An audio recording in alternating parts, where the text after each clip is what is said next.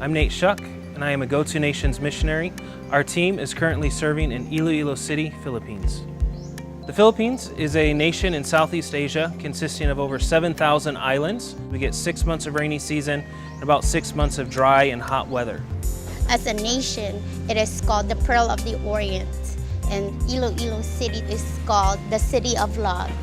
The Ilonggo people are very welcoming. There's no strangers in the community. Our Go-To Nations team has been here since 1999, and it now consists of 9 missionaries. Our team here really has focused on the empowerment of people, the empowerment of the nationals to fulfill the destiny God has for their life. In order to understand what that means, you have to understand 2 things about the culture. You have to understand the family structure and the poverty that these families are facing. The cultural problems that we experience is fatherlessness. Right now in the middle class family, either the dad or the mom is the one who goes out of the country to provide for their family because they feel like the jobs here are not enough. All the best people that we have are being recruited out of the country, and they are promised of a better salary. And so there's no consistency of a father figure in the family. In our city, there's a large population of the urban poor. The majority lives in government lands, and they are normally called the squatters. They build their houses in vacant lot, and then they build their life around it generation after generation. That's where they live. As long as the government doesn't need the land, they can stay there. Life in a squatter's village is really, really hard. Sometimes you can have 5, 6, 8, 10 families living in a small area, living on top of each other, and sometimes one house can be shared by 4 or 5 different families. You have animals and people living in the same room together. There are no drainage system, no decent water source. In the rainy season, this area becomes flooded. So you've got all sorts of raw sewage and waste going into this. You've got mosquitoes, you've got waterborne diseases. This child has hydrocephalus. At this point, the family doesn't know how to get an operation, how to get this taken care of. And we see a lot of hopelessness, a lot of people who just don't have anything to live for.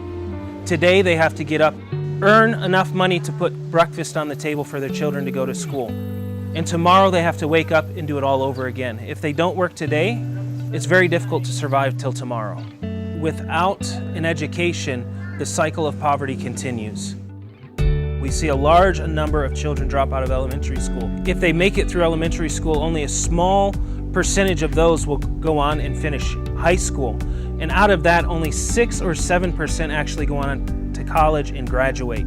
And so if a family cannot get through the education system, poverty will continue to roll. It will continue to cycle through their homes, and the next generation will have to struggle through the same things they have struggled with today. The Iloilo Team Story starts back in 1999 when Jesse and Kay Landis, Go-To Nations missionaries, came out here for the first time. They had an idea to bring a camp to the nations, and they brought Camp Sunshine. Hello! It's a great morning, Camp Sunshine! We're going to make a kid! Wow! They started in partnership with a local church, and they did the first camp in the year of 2000. Extremely fun camp for children. And a lot of these children were experiencing some of these things for the very first time. So a lot of the children were not in school, and we desired to give them something more than just the streets. They needed something on a daily basis, and that would help bring them from the streets to the classroom to fulfilling their destiny. And that's when we came up with the idea of Sunshine Center. We found a place big enough, wide enough, had a place for the children to play, but it was completely dilapidated. We would go into this building every week and we would pray, God, we need something for your vision to grow and expand into. And we took on a renovation project of this building. This is in the process renovations, and this will be our future home of this ministry. We're so excited because we know that this facility you're looking at right now is a dream come true. But we believe this facility is also like our children's lives. On the outside, they're rough, broken, they need repairs. And we believe as they come into this place, their lives are going to be changed. Our goal for Sunshine Center was really to become a place of hope. Well, here we are. This is Sunshine Center. Hi, hello. Many of these kids come from the impoverished areas around here, and we gather them here at Sunshine Center to tell them about Jesus, and not just to tell them, but to make disciples. And so we began designing programs that would help meet those needs. We started with the Sunshine Kids Club. We're about to go upstairs, we're gonna play some games, have some fun. Sunshine Kids Club was designed to get the kids off the streets, a place where they would be safe, where they could play, where they could be kids again.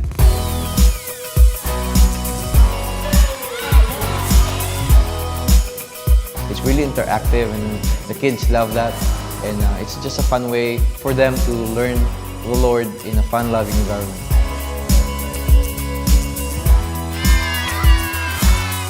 Many of the street kids had dropped out of elementary school, so we began developing a program that would help catch them up to go back into school.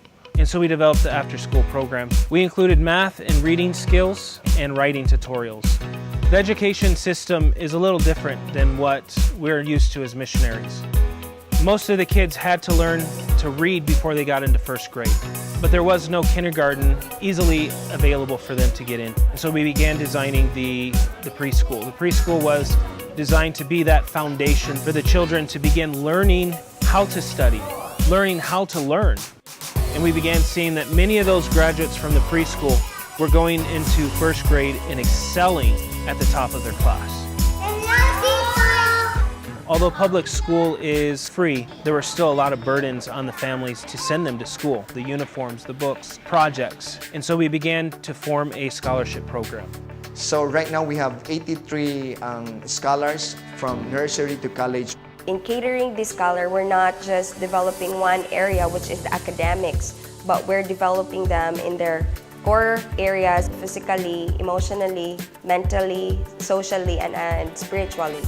As the children grew up through the different programs through the Sunshine Center, we began seeing a need for the older ones, and we began developing the Leaders in Training program, the LIT program.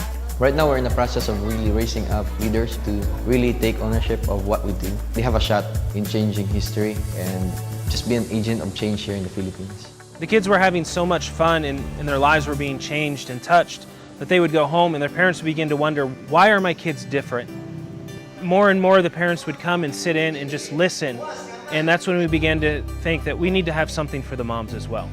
The Mothers Club was designed to help families grow and to be empowered in their skills as parents.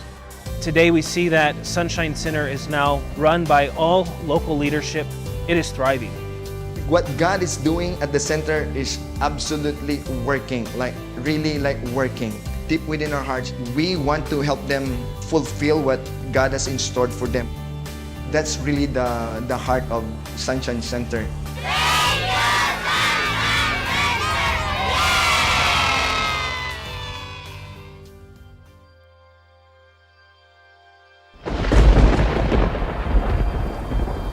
In June of 2008, Iloilo City was devastated by Typhoon Frank. Typhoon Frank, it was one of the most powerful storms to hit the Philippines. Iloilo was inundated with floods. We saw many homes just washed away. Within hours, the city was flooded.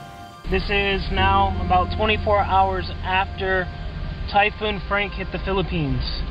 To see people that had so little and it's just devastated this entire town. It's heart-wrenching. The moments after the typhoon, we could see there was a lot of hopelessness in the hearts and in the eyes of the people. And for those that lost even their homes, there wasn't anywhere to go. They were housed in gymnasiums for weeks, and then the city began the San Isidro relocation site. The government relocated them here to, it's called transit housing or temporary homes. There were 70 families originally. They started out with 2 buildings, but then they expanded to 4. Pretty much have looked like this since the beginning. They're small rooms. They have plywood in the middle that divides them in 2, and then there are 2 families that live on either side. The divider doesn't go up to the top, so there's little privacy. They had community bathrooms. There are no kitchens inside, so all the cooking has to take place outside. We began seeing a lot of the families had a lot of medical needs. A lot of them were sick. A lot of it was very treatable. And our team began moving into the community to help meet some of those medical needs in partnership with the local church. And through the years, those families began moving into their long-term homes within San Isidro. The government started building these homes, and it was in partnership with Habitat for Humanity Philippines. And so people were moved from those transit homes to these homes. In an area the size of 3 football fields, you have 3,000 families. But now you've got a melting pot, a merger of families from all over who don't know each other. Our goal as a team is to come beside the local church to help them fulfill the vision that they have for that community. And Go-To Nations, in partnership with the church, is helping to bring families together and to work together and how to live alongside one another. Because we were focused on development, we knew that it had to start with relationship. We wanted to build trust with them. To really get to know them and talk at a deeper level, you have to have that friendship there where you're able to talk about deeper things in life. And so they're not really willing to accept you until they know that you legitimately care about them. So we just began with visitation. We would go house to house, we would sit down, we'd spend time talking, asking them about their former life, asking them about their hopes and dreams for the future. Yeah, we began doing Bible study, being a weekly thing where we would meet with women and we would meet with children, and we'd just share the Word of God with them. And at the same time, we had a feeding program for the kids, and so once a week they were able to get a healthy meal. We partnered with another ministry to help bring in wells so that people had clean water. But we've also started working on rain harvesting. And so we've put up different rain harvesting systems in some people's houses for them to catch the water during rainy season. And basically it just collects rain from the roof, and they're able to use it for dishes, for laundry, and if they filter it, they're able to actually drink it.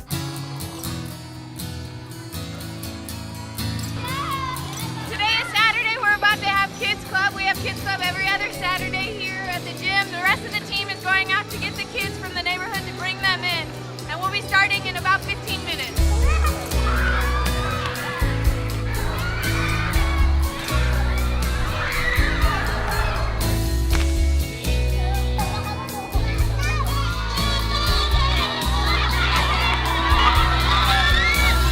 We want to see reconciliation happen on all levels. We want to see reconciliation with people and God, because that's the biggest need, is a spiritual need, and actually no lasting change can take place without that first reconciliation between people and God.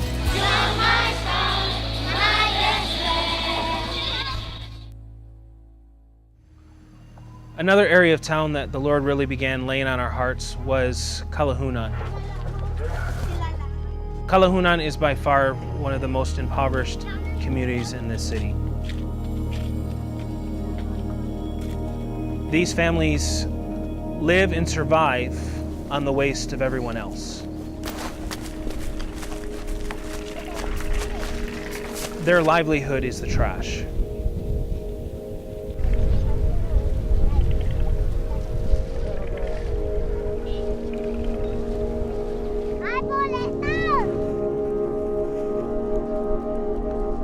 A city of 500,000 people throw their trash every day. And these people in Kalahunan, that is their front door, that is their back door, that is their life. Their life revolves around the trash of 500,000 people. These families have to dig through what has been thrown away by the city, and they're looking for anything that is recyclable. Glass, tin, plastics, cardboard. They're digging through the fresh trash, full of bacteria, full of filth. And what they find today and what money they have by selling that is what they have to live on for today. You have families living all along the sides of the trash. Many of their homes are built out of what they have found, cardboard and plastic. For many of them, they only eat one meal a day. These families suffer. This is their life. And the children, the trash is their playground. They find their toys, they find their favorite teddy bear there within the trash. We see a lot of sickness within the children and the families. A lot of colds and bacteria, pneumonias, and diarrheas, from unsafe water. You have tuberculosis and communicable diseases, all within the proximity of the dump. We can't just move the families out because this is the only thing they know. This is their livelihood.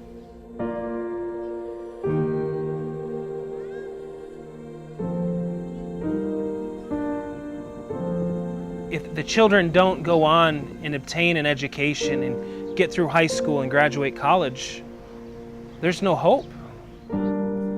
All they are left with are just dreams of a better life that they will never have.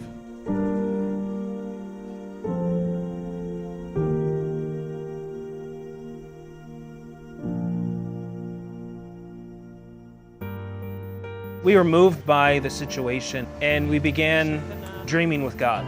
We began looking for ways to help the community. Ipadayo na, don't give up, don't give up. We started partnering with a local church in the area to give them a place where these children and these families can come, where they can receive hope for the future. And we began construction on what is now known as the Hope Community Center. We know as missionaries that the only way to bring lasting change is to bring sustainable solutions. And I began asking myself, how do we get them to understand that they are literally sitting on a gold mine? They have everything that they need to provide a sustainable way to feed their families.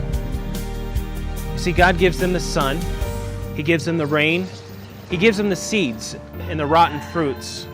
We began noticing containers, bottles, and old refrigerators and styrofoam coolers. The rotten vegetables can be used to create compost, and that compost can then be put into the containers. And those seeds, when planted, will produce life. And during the rainy season, we have enough rain to produce a harvest, to produce life. And that is when we decided to turn the Hope Community Center into a sustainable learning center. And in the kitchen, we brought in solar lights. The solar lights bring 55 watts of light into a home through water and a plastic bottle. A short-term team came in and helped us build an aquaponics system. We began developing container gardens using scraps from the dump. We developed a rain catchment system, and through filtration, they can create clean drinking water for their homes.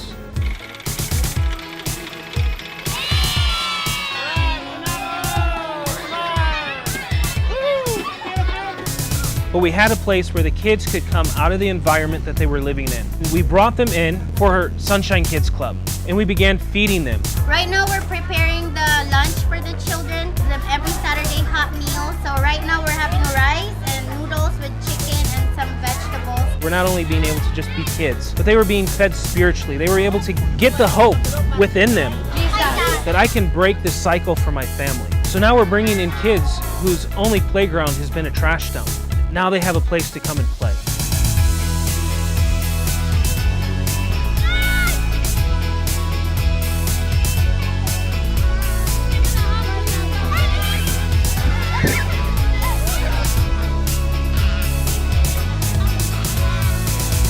This is beautiful place. As Go-To Nations missionaries, we have a lot to bring to the table here in the Philippines. And one of the things that one of our missionaries here in Iloilo has done has brought Calvary Bible Institute. Calvary Bible Institute operates 24 courses over 10 months. And so you do everything. You do everything from new creations in Christ, you learn doctrinal foundations, you've got authority of the believer, you learn how to go deeper in your prayer life. It's about empowering God's people to be able to see that they too have a role to play in the Great Commission. Every believer, everyone in this room has keys. He's giving you authority or the keys to the nations, amen? Calvary Bible Institutes, we're working alongside the churches in the nation of the Philippines to raise up Filipino missionaries who are going out of the country anyways to work, to support their families. And they can use that as a platform to reach the nations for Christ.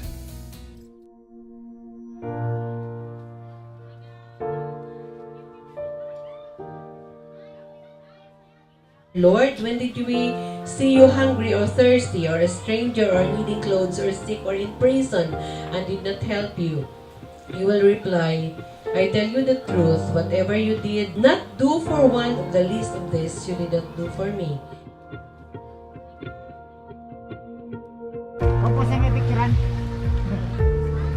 Today, the church is being the church, getting outside of the four walls. We're coming here to the dump, and we are visiting with the families here in this area. Hello, say hello. Hello na. We're beginning to see the Philippines rise above what has always been. And you can see that God is changing them from the inside out. Real change is happening. You can see it in their eyes. You can see it in the way they carry themselves. They now have a hope. When they understand that they are the hands and feet of God in their community, that they have the ability to create change, to help break the cycles of poverty in their community, then they will realize that this is their time. This is their time to shine. This is their time to stand up and say, I will not allow this to happen any longer. I can make a difference. And that is when this nation will be able to grasp and understand their God-given destiny like they never have before.